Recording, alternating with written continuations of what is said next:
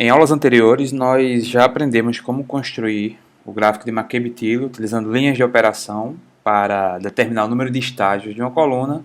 Vimos que os parâmetros necessários para a construção desse gráfico são a razão de refluxo, que chamamos de RD, e o parâmetro Q, que está relacionado com a alimentação da coluna e a temperatura com que a mistura chega à coluna.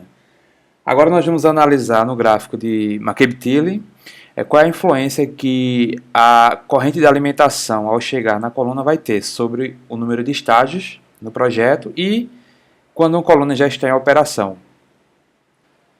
Então, para isso, nós iremos resolver o seguinte problema. Temos uma destilação de metanol e água com 40% de metanol.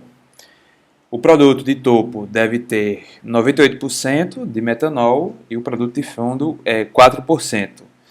E utilizaremos uma razão de refluxo igual a 2. Para esses dados, nós vamos variar o valor de Q. Teremos Q igual a 0, 0,5, 0,8 e 1. E de acordo com o procedimento que conhecemos para a construção das linhas de operação e determinação do número de estágios, nós teremos, para Q igual a 0, este gráfico de McCabe-Thiele para a determinação do número de estágios. Quando Q igual a 0,5, teremos esse gráfico. Observem que muda a inclinação da linha Q, que é a linha que é construída a partir dos dados da alimentação, né, XF e o valor de Q, para Q igual a 0,8 e para Q igual a 1. Nós observamos que a inclinação dela muda. E esse parâmetro Q ela tem o seguinte significado. Né? Ele me informa qual é a fração da alimentação que permanece na coluna em estado líquido, ou, de outra forma, qual é a contribuição que a mistura de alimentação dá à coluna de destilação, à fase líquida da coluna de destilação. Temos a seguinte observação para esses exemplos, que quanto maior foi o valor de Q, como nós observamos, menor foi essa região do gráfico aqui, porque a inclinação dessa linha foi se modificando, e nós observamos que de 0, onde a inclinação dela era horizontal, até 1, onde ela tem uma inclinação vertical, nós observamos que houve uma variação dessa região, à direita da linha Q. Essa região representa o número de estágios da retificação da coluna. Então, nós vimos que quanto maior o valor de Q, menor vai se tornando essa área no gráfico, o que indica que eu tenho uma seção de retificação menor. E como é que nós podemos agora analisar isso? Né? O que é que isso representa? Primeiramente, vamos ver, né, o significado de Q. Eu tenho aqui uma figura com 5 linhas com inclinações diferentes que representam os 5 possíveis valores de Q. Né? Quando o Q for menor do que 1, sempre que o valor de Q for menor do que 1, for negativo, essa linha terá uma inclinação abaixo da horizontal, como indicado aqui no exemplo. Sempre que Q for igual a 0, ela vai ser exatamente uma linha horizontal. Quando ele for um valor entre 0 e 1, ele terá uma inclinação entre 0 e 90 graus. Quando Q for igual a 1, terá uma inclinação vertical. E se ele for maior do que 1, ele vai ter uma inclinação maior do que 90 graus, maior do que vai ultrapassar a vertical. E qual é o significado desse Q? Como eu falei, o parâmetro Q ele é um valor que me diz qual é a contribuição, qual é a fração da alimentação que vai contribuir com a fase líquida da coluna. Então nós temos 5 possibilidades. Quando o Q for um número maior do que 1, significa que a alimentação chega até a coluna como um líquido subresfriado. Ele está com a temperatura menor do que o seu ponto de bolha. Quando o Q for igual a 1, ele estará exatamente no ponto de bolha, é um líquido saturado. Valores de Q entre 0 e 1 me indicam que a alimentação é uma mistura de líquido e vapor, ambos saturados. Q igual a 0 é um vapor saturado no ponto de orvalho.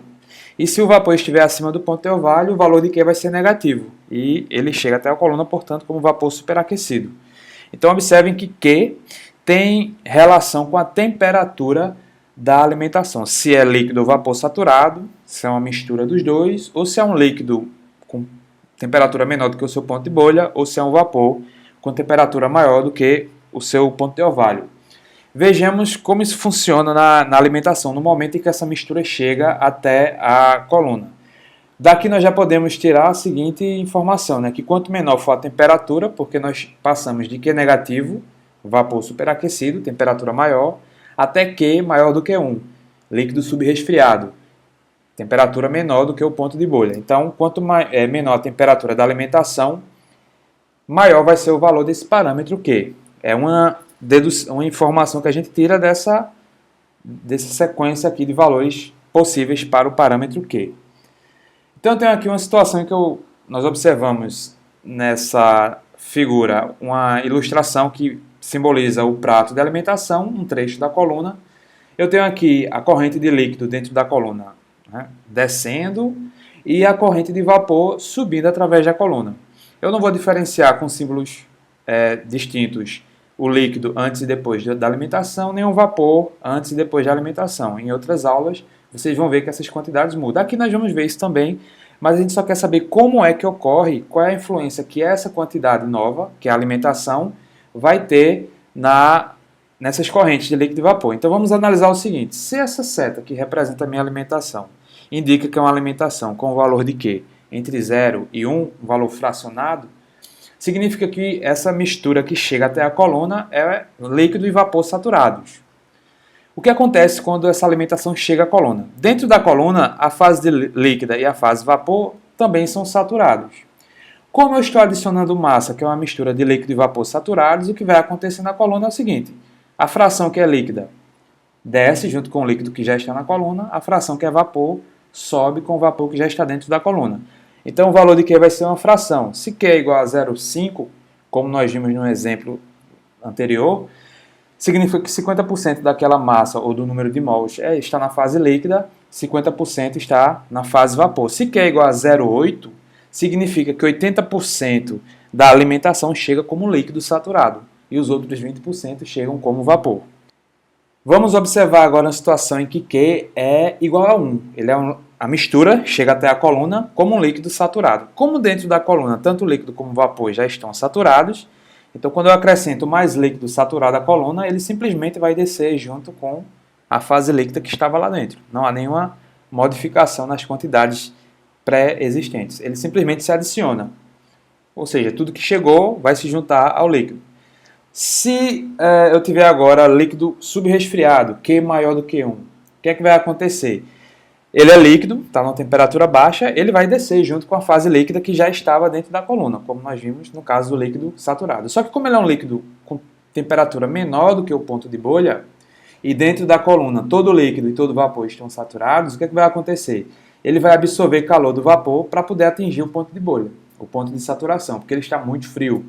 Então, quando o líquido é subresfriado na entrada, ele condensa uma parte do vapor, que já existe na coluna, para que essa soma de líquido aqui atinja a temperatura de ponto de bolha, a temperatura de saturação. Então esse é o efeito de se alimentar a coluna com líquido subresfriado. O líquido desce e condensa uma parte do vapor, fazendo com que eu tenha menos vapor dali para cima. Se eu tiver agora vapor saturado, como tudo dentro da coluna já é saturado, o vapor entra e apenas vai se adicionar ao vapor que já existia na coluna. Ok? Agora, se o vapor for um vapor superaquecido, então significa que esse vapor vai entrar com uma temperatura maior do que a sua temperatura de saturação, e para que ele atinja essa temperatura, ele vai transferir uma parte do calor para o líquido, fazendo com que uma fração desse líquido evapore, tendo agora todo o vapor saturado e a quantidade de líquido a partir do prato de alimentação sendo menor do que antes. Então esses são os efeitos que nós observamos quando nós temos as 5 possibilidades: líquido ou vapor saturado, mistura dos dois, ou líquido subresfriado, vapor superaquecido. Voltando para os nossos gráficos, Q igual a 0, quando é o caso do vapor saturado, nós observamos lá na ilustração que toda a alimentação chega na forma de vapor e esse vapor vai se adicionar ao vapor que já existia na coluna. Então eu vou ter muito vapor da alimentação em diante. Isso indica que a retificação deveria ter um número de estágios elevado, porque quanto mais estágios, melhor vai ser a nossa separação.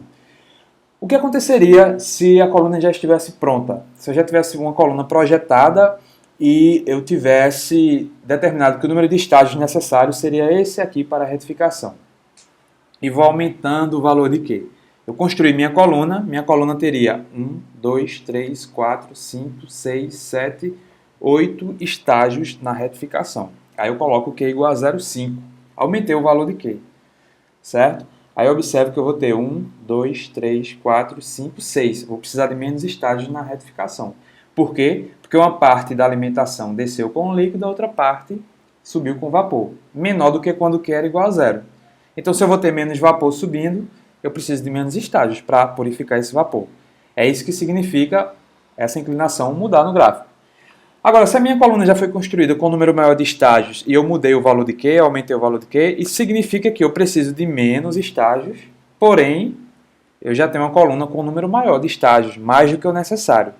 Então, quando a coluna já está pronta, já está funcionando, e eu aumento o valor de Q, olha, Q igual a 0,8, a inclinação aumentou. Q igual a 1, ela aumentou mais ainda. A gente observa que essa região da retificação vai diminuindo, o que significa que eu precisaria de menos estágios. Mas se a coluna já existe, o que eu tenho na prática é o seguinte, eu tenho uma coluna com mais estágios na retificação do que o necessário.